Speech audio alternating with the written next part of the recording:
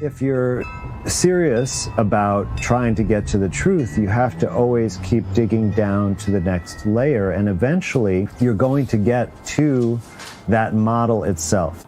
The interesting thing about the germ theory, it was formulated in the 1800s. The two main proponents were Louis Pasteur and Robert Koch. Basically, they said there's one germ for every disease, one microorganism for every disease. And if they couldn't find the microorganism, they said, well, it's too small to see in our microscopes. We'll just call it a virus, which means poison. If most illnesses really are due to poison, and virus actually means poison, then it's a truthful word. However, that's not how it's described by any medical or scientific textbook. It's a problematic word. It's been completely changed in the modern era to refer to some sort of particle containing genetic material that causes illness and is contagious. This simply has never been proven to be the case.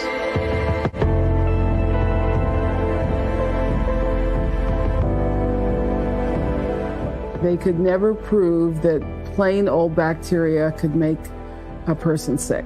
They could find the bacteria in sick people, but they couldn't make well people sick by exposing them to this bacteria.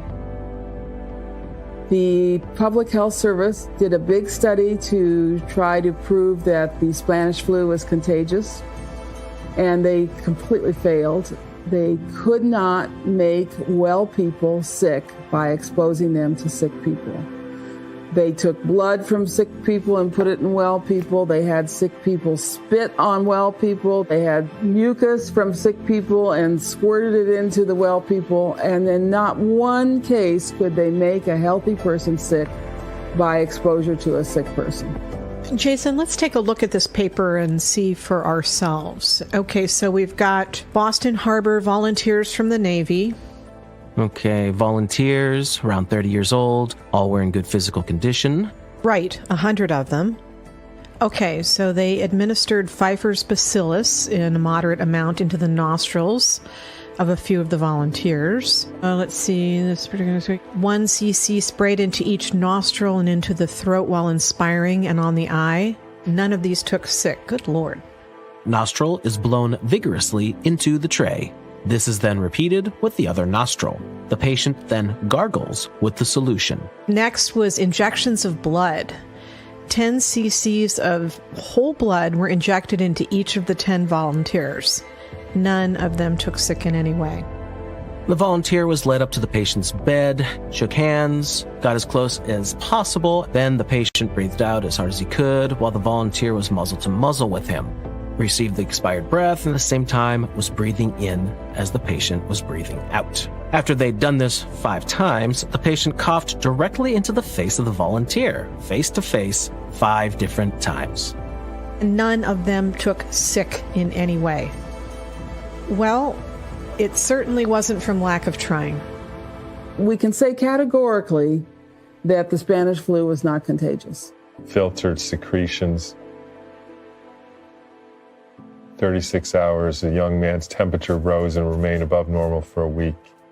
Tested positive for strep throat.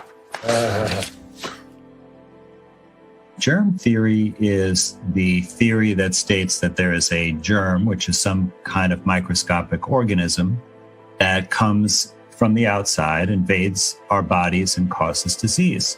Viruses are one alleged type of can't reproduce.